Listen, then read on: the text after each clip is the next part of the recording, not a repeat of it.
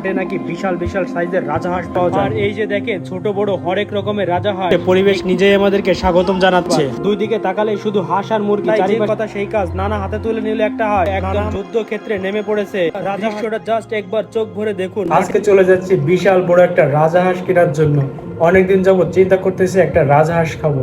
আর এই পুরো ব্লগটাতে থাকবে কিভাবে রাজাহাঁস কিনলাম, কত টাকাতে কিনলাম, কিভাবে খালাম এবং কিভাবে রান্না করলাম। সম্পূর্ণ ব্লগটা দেখতে ভিডিওটা সম্পূর্ণ ওয়াচ করুন। রওনা করলাম গ্রামের হাটের দিকে। দেখুন বাহিরের পরিবেশটা কতটাই সুন্দর, দেখতে আসলে মনোমুগ্ধকর লাগতেছে। পরিবেশ দেখে মনে হচ্ছে পরিবেশ নিজেই আমাদেরকে স্বাগতম জানাচ্ছে। আমাকে গ্রামের বাড়ি তো পার্কের থেকে অনেক সুন্দর। আমি যেহেতু গ্রামে থাকি না, তাই গ্রামের হাট সম্পর্কে আমার কোনো ধারণা নাই। তাই আমার নানাকে খবর দিলাম আমাদের সাথে যাওয়ার জন্য। আমাদের সাথে নানা যেতে পেরে নানাও কিন্তু বড্ড খুশি। গ্রামের এই আঁকাবাঁকা রাস্তা দিয়ে যাওয়ার অনুভূতিটাই কিন্তু দারুণ। আসসালামু আলাইকুম বন্ধুরা, আজকে কিন্তু সাধারণ করে মিশন না, আজকে একদম রাজকীয় মিশন। দেখতেই পাচ্ছেন ভ্যানে চড়ে বাতাসের বেগে ছুটে চলছি। যাচ্ছি কোথায় জানেন? এলাকার স্থানীয় হাট, রামদিয়া হাট। আর এই রামদিয়া হাটে নাকি বিশাল বিশাল সাইজের রাজাহাঁস পাওয়া যায়। আর আজকে চলে যাচ্ছি সেই রাজাহাঁস কেনার জন্য। পুরো ভিডিওটা দেখতে থাকুন, আজকে চরম মজা হবে। গ্রামের হাটের দোকানগুলো কিন্তু রাস্তার দুই পাশ দিয়ে বসে। আমরা কিন্তু সেই চিরচেনা আমাদের কামারের দোকান, যেটা এক একটা শিল্পকর্ম। আর এই শিল্পকর্মগুলো দেখতে পাচ্ছিলাম রাস্তার দুই পাশ দিয়ে বসে আছে সারি সারি জিনিসপত্র নিয়ে। বন্ধুরা আমরা কিন্তু চলে আসছি রামদে বাজারে। আর আমার পিছনেই কিন্তু গ্রামদে বাজারে সেই রাজাহাঁসের হাটটা।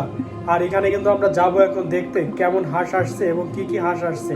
দেখি কত বড় হাঁস আসছে এবং সবচেয়ে বড় হাঁসটাই কিনবো ইনশাআল্লাহ। বন্ধুরা ফাইনালি আমি চলে আসছি একদমই হাঁসের বাজারে। রাস্তাটা দেখুন কি চিপা একটা গলি, কিন্তু এই চিপার গলির ভিতরেই চলছে বিশাল কারবার। দুই দিকে তাকালে শুধু হাঁস আর মুরগি, চারিপাশে ডাক শুনে বুঝতেই পারছেন আজকের বাজারটা পুরোটাই গরম। একটু খেয়াল করে দেখেন এখানে কি নেই। এই যে এক পাশে দেশি মুরগি, অন্য পাশে রাজাহাঁস, সাইডে চীন হাঁস, তার পাশে আছে পাতিহাঁস। আর এই যে দেখেন ছোট বড় হরেক রকমের রাজাহাঁস, এক একটার সাইজ মাশাআল্লাহ চোখ ফেরানো যাচ্ছে না। বিক্রেতারাও হাঁস নিয়ে রেডি আর ক্রেতারাও দাম দর করতে ব্যস্ত। খাঁটি গ্রামীণ বাজারের এই যে কোলাহল, এটাই কিন্তু আসল সৌন্দর্য। এই যে এক বিক্রেতা দুই জুড়ি হাঁস নিয়ে আসছে, কিন্তু কিনার পাতি হাঁসগুলা বেশ বড় বড় হলেও রাজা হাঁসগুলা কিন্তু বেশ ছোট ছোট। তাই ওনার কাছে আর দাঁড়ালাম না, গেলাম সামনের দিকে। তবে আমার চোখ কিন্তু অন্য কোথাও। আমি খুঁজছি এই বাজারে সবচেয়ে বড় মানে বাহুবলী সাইজের রাজাহাঁসটা। এই বিক্রেতার কাছে আসার পরে এখানে কিন্তু আমি দুইটা বড় সাইজের রাজাহাঁস দেখতে পারলাম। আমি তার কাছে সবচেয়ে বড় সাইজের রাজাহাঁসটা দেখতে চাইলাম এবং হাত দিয়ে দেখিয়ে দিলাম, কিন্তু সে ঘুরে ফিরে আমাকে সব ছোট ছোট রাজাহাঁস দেখাচ্ছে, যেটা সত্যি আমার কাছে বিরক্তকর। দেখুন এই হাঁসটা কিন্তু একটা নোয়ালি হাঁস, কিন্তু এই মহিলাকে বলতেছে এটা বুড়ো মদ্দা হাঁস, যেটা একটা মিথ্যা কথা। এই যে এই লাইনে কিছু বড় বড় রাজাহাঁস দেখা যাচ্ছে, সাদা দবদবে ডানা, রাজকীয় ভাব। এদের মধ্য থেকে একটাকে সিলেক্ট করতেই হবে আজকে। তাই যে কথা সেই কাজ, নানা হাতে তুলে নিলে একটা হাঁস। নানা আমাকে বলছে হাঁসটা বেশ ওজন এবং বেশ বড়, আমরা যেরকম চাইছিলাম বাহুবলী কোয়ালিটির হাঁস। এই বিগ সাইজের মাত্র দুইটা হাঁসই কিন্তু এই বাজারে আসছে। আমি কিন্তু সেটা হাত দিয়ে ধরে দেখতেছিলাম এবং এটার ওয়েট কেমন সেটাই বারবার পরিমাপ করার চেষ্টা করতেছিলাম। দেখে মনে হচ্ছে মাংসটা বেশ নরম আর সুস্বাদু হবে। কিন্তু দোকানদারও নাসরবান্দা, সে বুঝতে পারছে আমাদের হাঁস পছন্দ হয়েছে, তাই সে দাম চাচ্ছে কিন্তু 4000 টাকা, যেটা হাঁসের সাইজ ও ওয়েট অনুযায়ী কিন্তু অনেকটাই বেশি। তার কথাতে আমরা বিরক্ত হয়ে রীতিমতো আমরা কিন্তু চলে গেছি এবং সাইডে যায় একটা দেখলাম পাকিস্তানি মুরগি। পরবর্তীতে আমার নানা তাকে 2500 টাকা দেয়, কিন্তু সে কোনোভাবেই সে 2500 টাকা বিক্রি করবে না। আবারও আমরা সাইডে ঘুরি অন্য হাঁস কেনার জন্য, কিন্তু পরবর্তীতে 2800 টাকার বিনিময়ে সেই হাঁসটি আমরা কিনেই ফেললাম। হাঁসটি ছিল একটা পুরুষ হাঁস, যেটা অনেক বড় এবং অনেক ওজন, 5.5 থেকে 6 কেজি ওজন হবে। বন্ধুরা অনেকে বলে কিনা অনেক ভালো হয়েছে, আবার অনেকে বলে কিনা অনেক বেশি হয়ে গেছে। আপনারা একটু বলবেন কমেন্ট করে আসলে কেমন হয়েছে আমাদের কিনা। বাহিরে প্রচুর গরম আর রৌদ্র ছিল, তাই একটু আখের রস খেয়ে আমরা একটু ঠান্ডা হওয়ার চেষ্টা করছি। রোদ আর গরম পেরিয়ে আমরা কিন্তু চলে আসছি বাড়ি। আর এখন এটা চলে যাচ্ছে আল্লাহু আকবার দেওয়ার জন্য। আমার ছেলে কিন্তু বেশ খুশি, বড় রাজাহাঁস খাবে, এইটা নিয়ে খুব আনন্দ ও উল্লাস করতেছিল।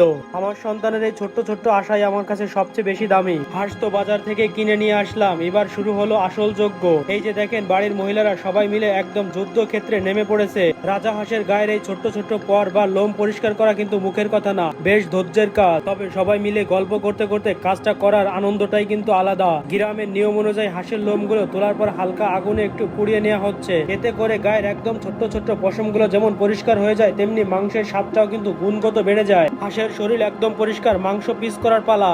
হ্যালো গাইস, রাজহাঁসটা অনেক পরিমাণ তেল হয়েছে।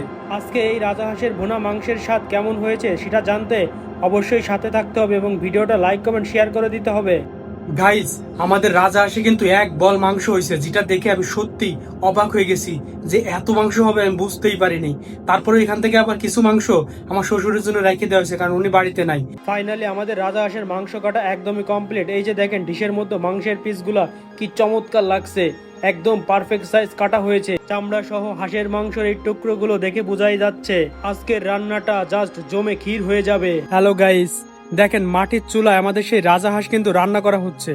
আর এই রাজহাঁসের যে ঘ্রাণটা বেরোচ্ছে, আর এত পরিমাণ তেল হয়েছে যেটা সত্যি দুর্দান্ত স্বাদ হবে মনে হচ্ছে। চলেন এবার দেখাই মাটির চুলায় কিভাবে রান্না করতেছে। রাজহাঁসের মাংসের আসল মজাই হলো এর চর্বি আর চামড়া। মাশাআল্লাহ, হাঁসটা প্রচুর পরিমাণ চর্বি হয়েছে, যার কারণে মাংসের কালারটাও কিন্তু দারুণ এসেছে।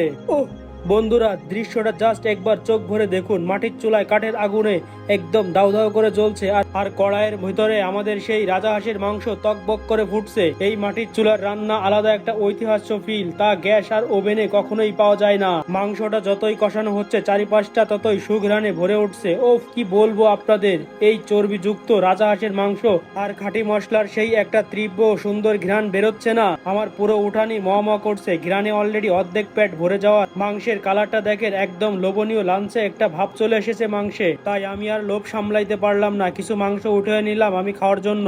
কাঠের আগুনের কড়া আছে, মাংসের ভিতর পর্যন্ত মশলা একদম পারফেক্ট ভাবে ঢুকে গেছে। রান্না শেষ, এরপরে বসবে খাওয়ার মহা উৎসব। অবশেষে অপেক্ষার অবসান, আমাদের মাটির চুলার খাঁটি রাজহাঁসের মাংস ভুনা একদমই রেডি। কড়াইয়ের উপরে ক্যামেরাটা ঘুরিয়ে আপনাদের জাস্ট ফাইনাল লুকটা দেখাচ্ছি। ঘিরানে পুরো ঘর ম ম করছে, আসলেই তল ছইছে না একদমই। গ্রামে এসে এমন একটা রাজকীয় ভুনা মাংসের স্বাদ নেওয়া মানেই পরম তৃপ্তি। বন্ধুরা, ফাইনালি আমরা খাবার টেবিলে বসে পড়েছি, আর দেরি করা ঠিক হবে না। হাঁসটা অনেক বড় ছিল এবং আমরা লোক সংখ্যা অনেক কম ছিলাম, তাই আমরা বাড়তি কিছু রান্না করিনি। পরম তৃপ্তি আর মন ভরে হাঁসের মাংসই শুধুমাত্র খাবো আমরা সবাই। গ্রামে এসে পরিবারের সবাইকে নিয়ে এইভাবে খাওয়ার মজাটাই আলাদা। খাবারের রুচি ও স্বাদ বাড়ানোর জন্য সাথে আমরা শশা নিয়ে নিলাম। উহ ভাই, কি বলবো আপনাদের, মাংসটা মাটির চুলায় কড়া আছে, কষানোর কারণে ভিতরে মশলাগুলো একদম পারফেক্টলি ঢুকছে।